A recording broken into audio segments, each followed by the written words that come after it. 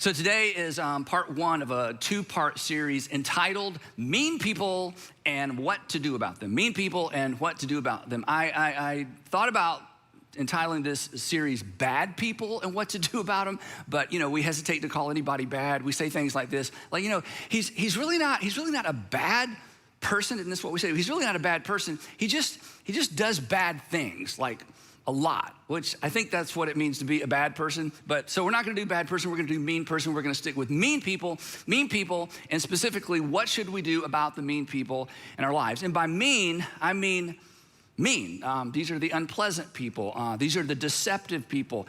These are the people that control us with time or money or with our children. These are the users. They're just unkind. It may be that person that when you see them coming, you just don't want to interact with them because, well, there's just no other way to say it. They're just mean. And to be clear, this isn't to say that we're not often mean. I mean, all of us have been mean at some point. In fact, there's somebody maybe who's gonna see or hear this message and unfortunately we're gonna come to mind. But generally, what we talk about when we're together is how to live a life in such a way and to live our lives in such a way that we're not the mean people. So we're not discounting the fact that from time to time we can be mean and certainly have the potential to be perhaps as mean as the meanest person we've ever met. But these two messages are gonna focus on how to respond to and how to react to the mean people in our lives. Now, the reason this is so important is if you don't have a plan, and if I don't have a plan, if we're not prepared, and honestly, as we're gonna see, if we're not somewhat proactive, here's what happens, and we've all experienced this.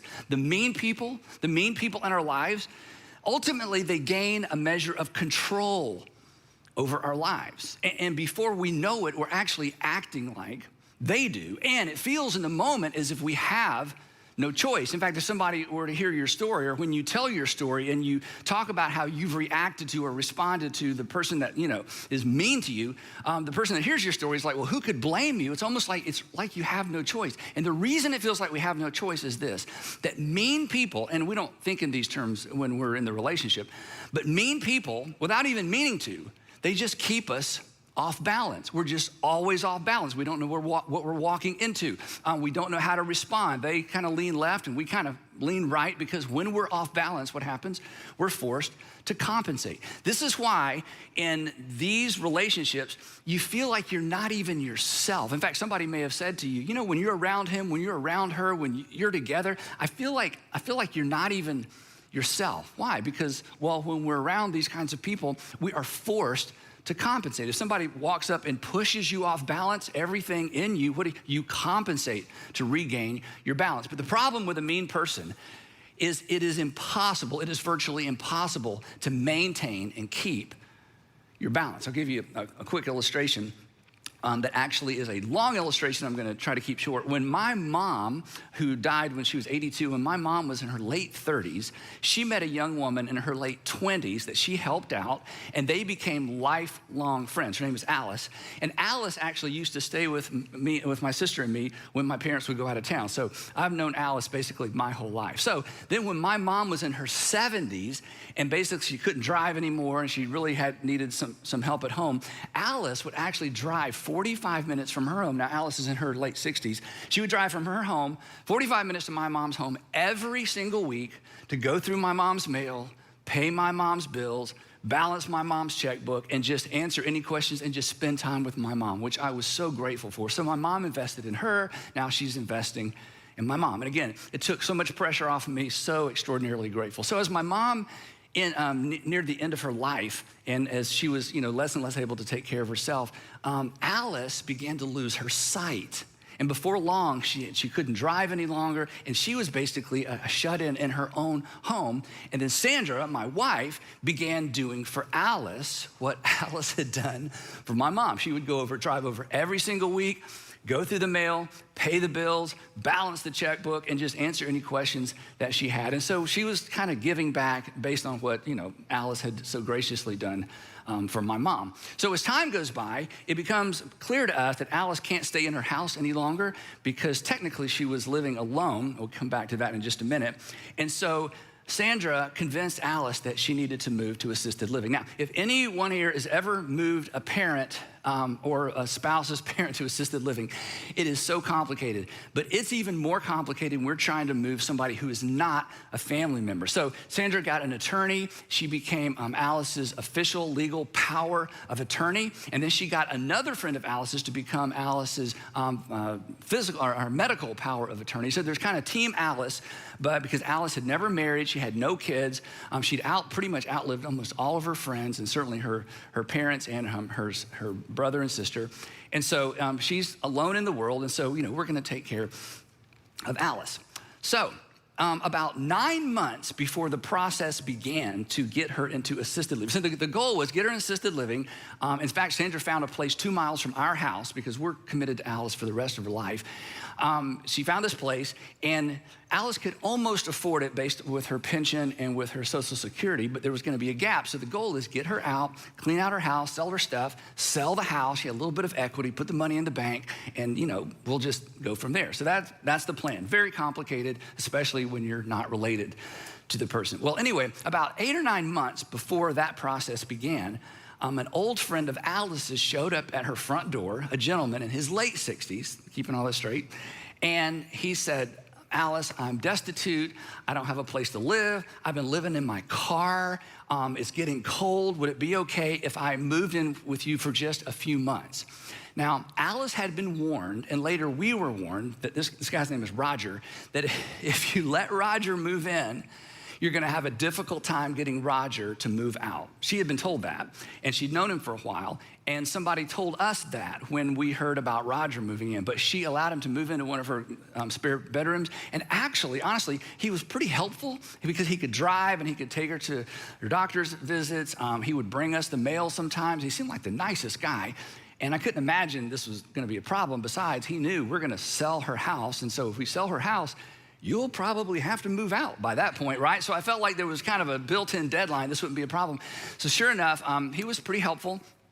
Sandra did, I should say, I wouldn't say estate sale. It was more garage sale than estate sale, if you know what I mean. There wasn't a whole lot to sell, but we had an estate sale or a garage sale.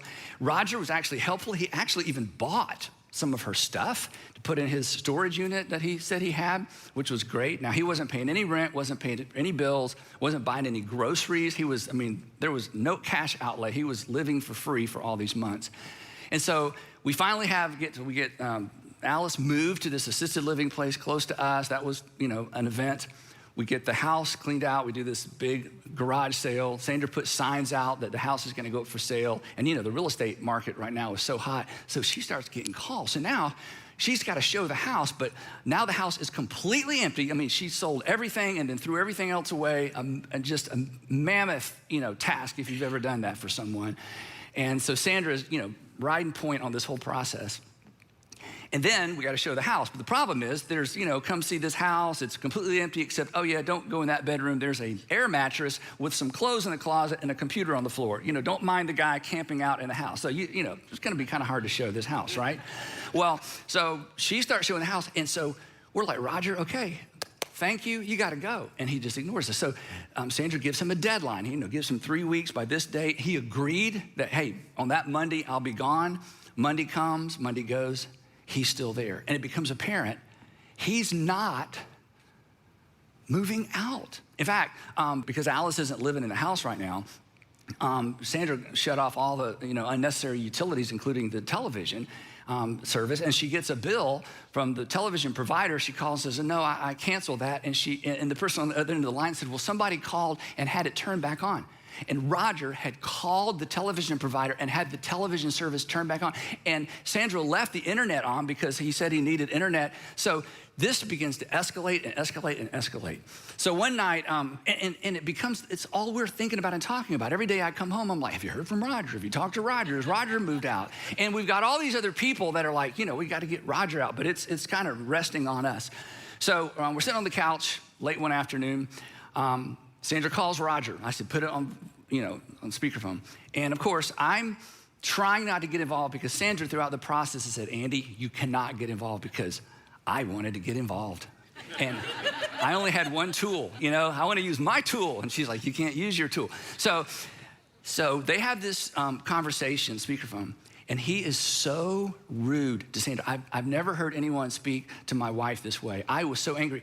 And she's kind of leaning this way, and I'm reaching for the phone. I just want to take the phone and say, and she's like, no. And he's saying, I'm going to sue you. You can't kick me out. The law doesn't allow you to kick out a renter. I'm like, renter?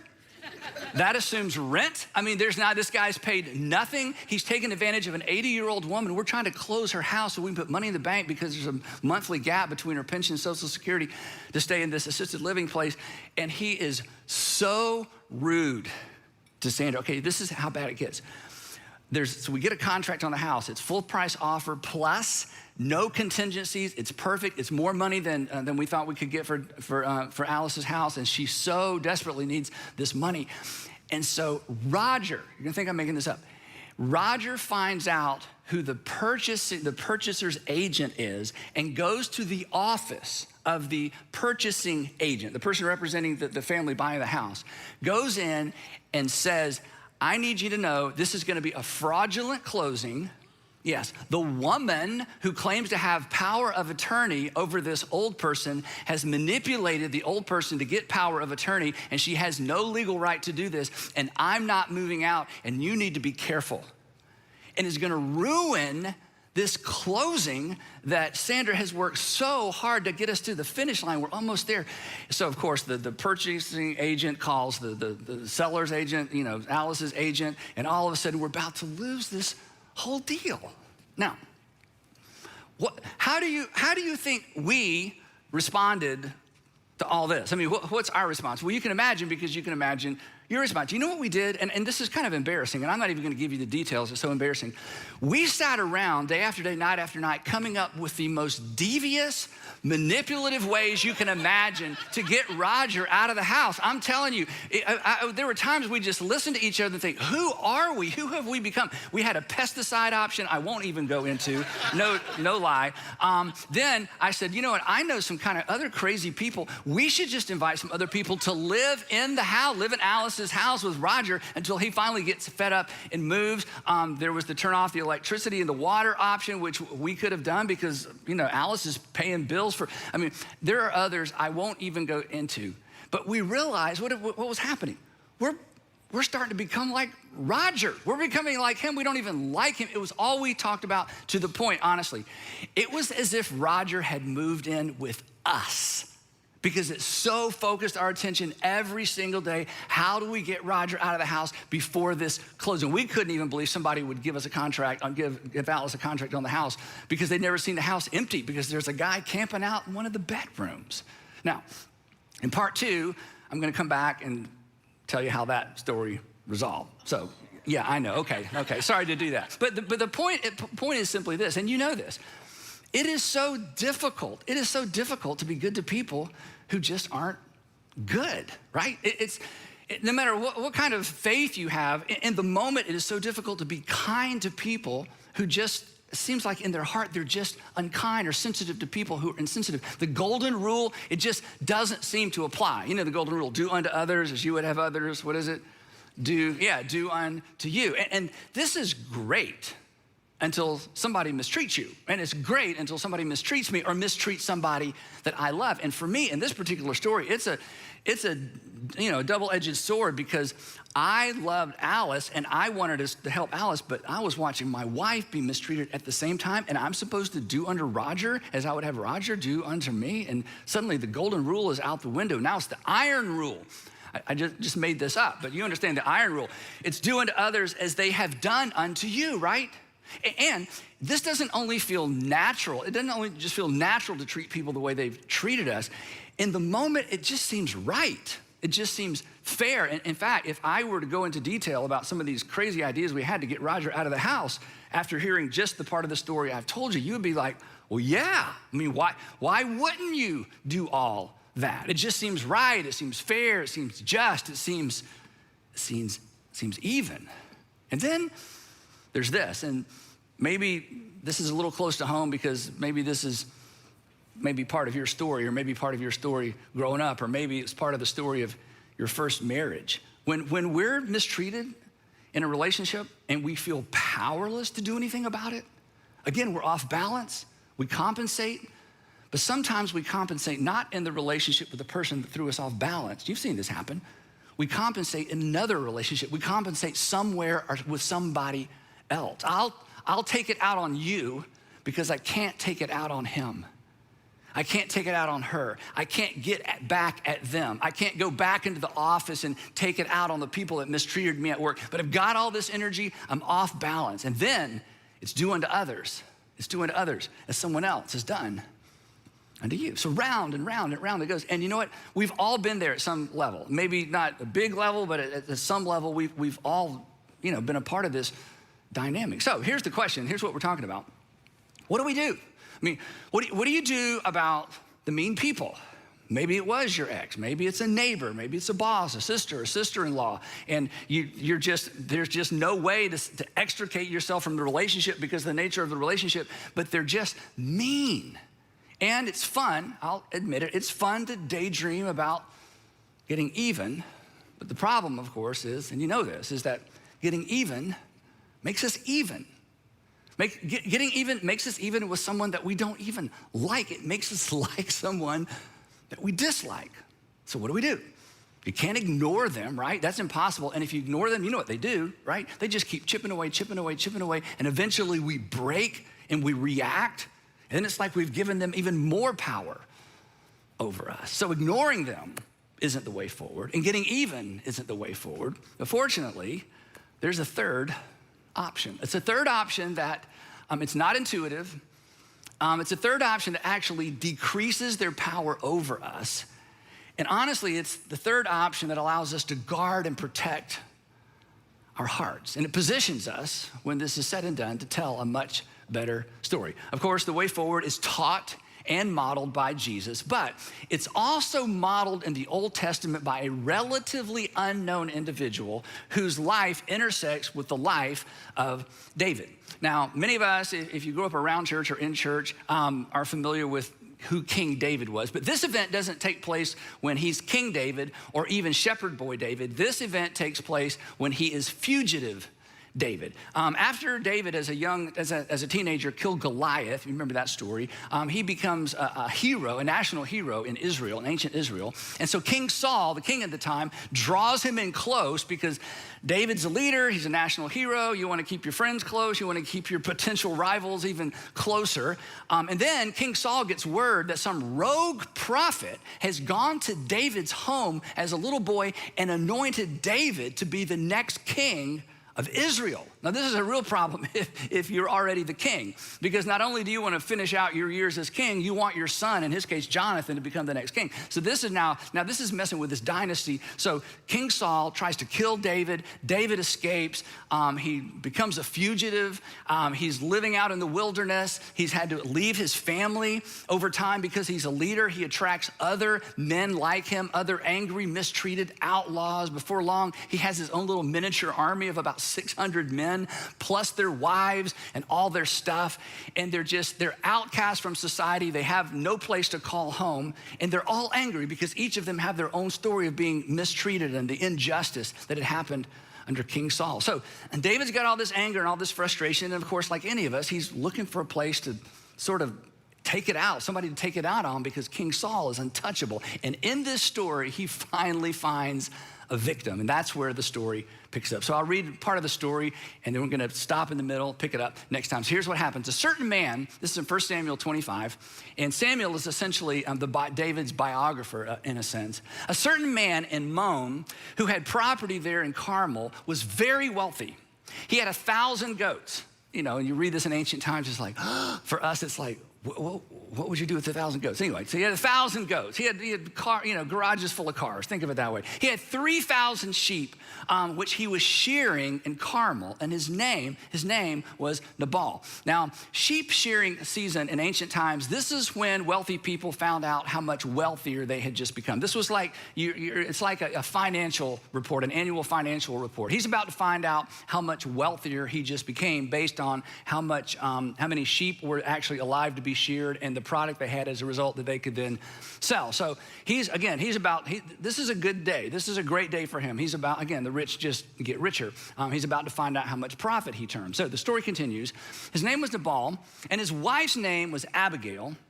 She was an intelligent and beautiful woman, but her husband was harsh and mean in his dealings. In fact, his name actually means heavy. And this Hebrew word here actually means heavy. He was basically a pain to deal with. He was a burden to deal with. In fact, the text tells us, he was just a mean person.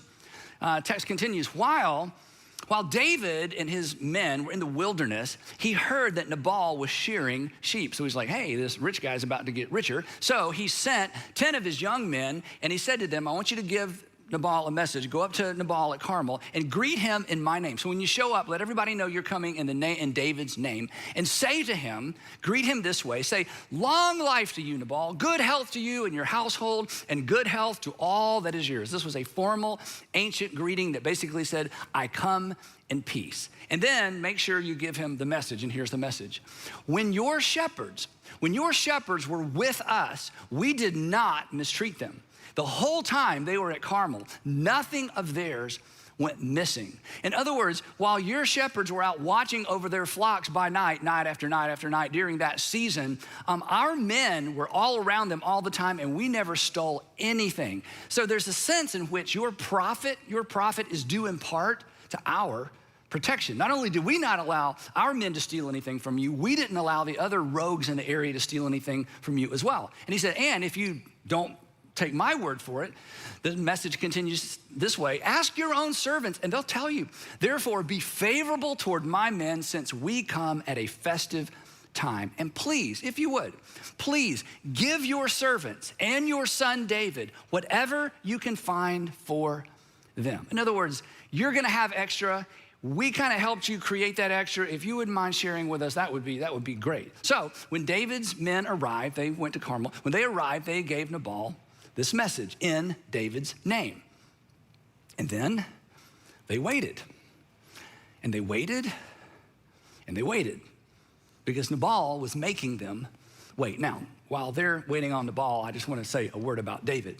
And this is going to be difficult for some of us, again, based on our view of David growing up in Sunday school or church, but when you read his biography, David was a very violent man. He was not someone to be trifled with. When he lived in the land of the Philistines, he regularly raided Philistine villages and would murder every single person in the village so there would be no one left to tell the tale. In fact, his biographer describes it this way, that whenever David attacked an area, he did not leave a man or a woman alive, but took sheep and cattle, donkeys and camels, and all the clothing. So he was a dangerous and violent man, even by ancient standards. So Nabal should have known better, because certainly he knew the reputation of David, the warrior. So anyway, he keeps them waiting, but eventually Nabal sends his answer, or perhaps he comes out and gives the answer himself. It's not clear. Nabal answered, here's what he said.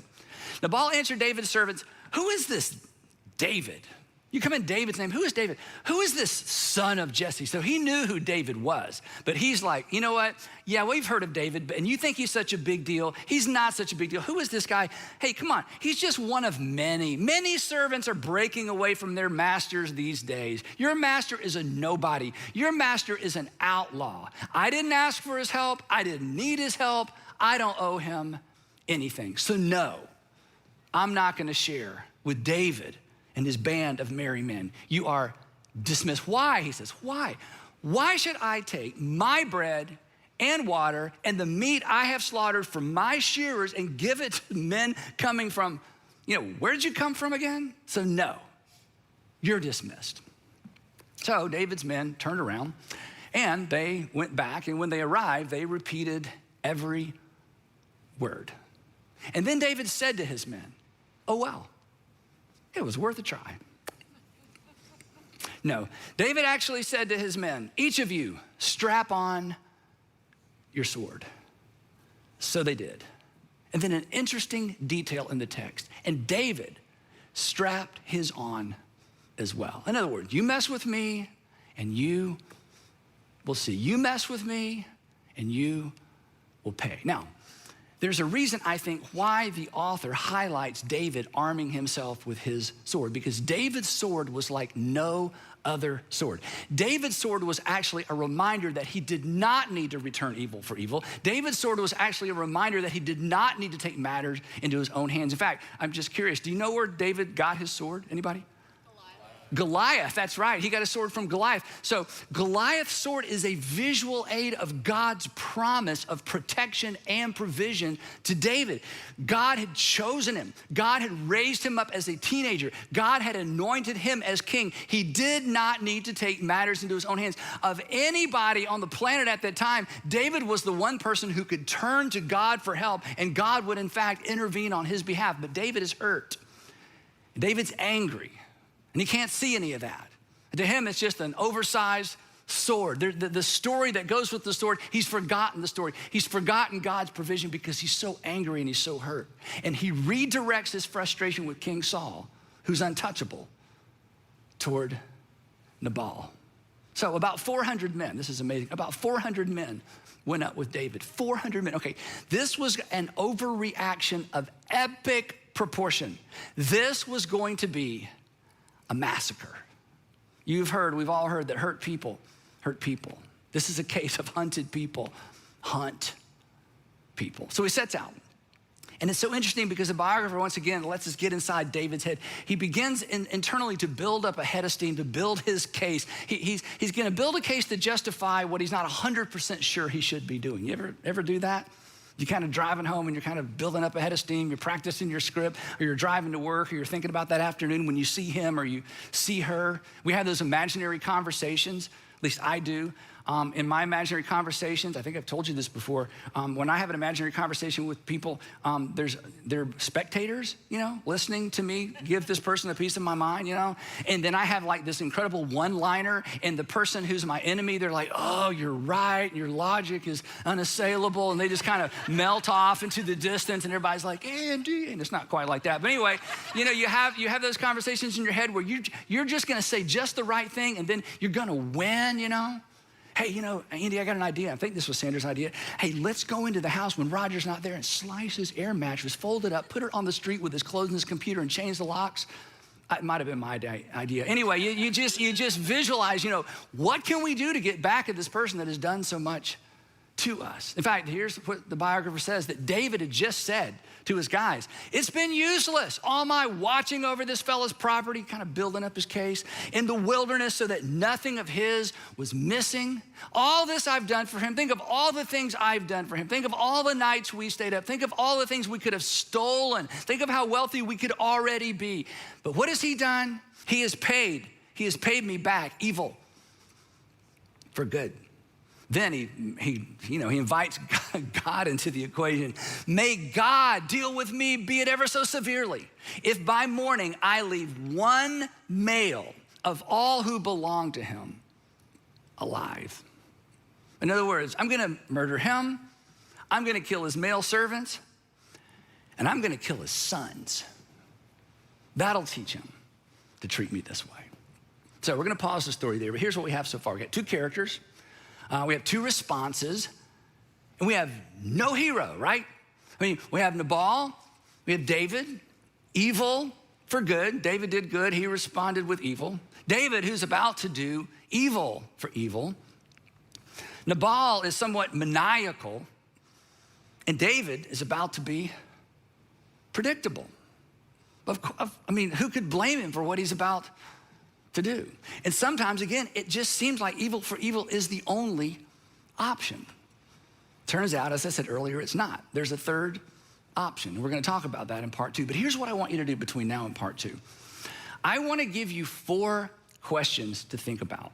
And again, I would prefer you not to think about these through the filter of other people, but just through what's going on right now in your life with the people that are difficult to deal with. You may not consider them mean people. It may not be an extreme, or it may be very extreme. But I want you to process these questions through the filter of what's going on right now in your life. And parents, I can't overstate the importance of this. Parents, I think you need to teach these 4 questions to your children, because your children have, or will face some very mean people. And their natural reaction, like our natural reaction, will be evil for evil, or to allow that person to continue to control them. And as a parent, this is so difficult to watch. And sometimes as a parent, it's tempting to coach our kids to power up, to return evil for evil, because we will feel better, right?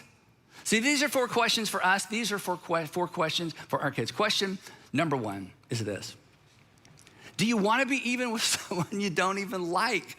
No, I already know the answer to this question. No, we don't. But our natural response to mean people oftentimes is an attempt to get even with people we don't even like, to be like someone that we would readily admit that we dislike. And again, we think somehow once we get even, that ends it, but that doesn't end it, right? That doesn't end the cycle. It actually perpetuates it. Recently, I heard Jamie Dickens say, it's not evil for evil. It just becomes evil for evil, for evil for evil, for evil for evil, for evil. It just goes on and on and on. So do you want to be part, or do I want to be part of perpetuating that cycle? The question number 2, wouldn't you rather be ahead? I mean, do you want to get even with someone you don't even like, or wouldn't you rather be ahead? Wouldn't you prefer to be unlike the person or the people that you dislike? And this is so, I said earlier, this is so not intuitive. But here's the thing, and when I say it, you know it's true. Unlike any other arena of life, you actually relationally pull ahead by refusing to get even. You actually pull ahead by refusing to get even. And that leads to a third question that we ask a lot around here within several different contexts. It's simply this.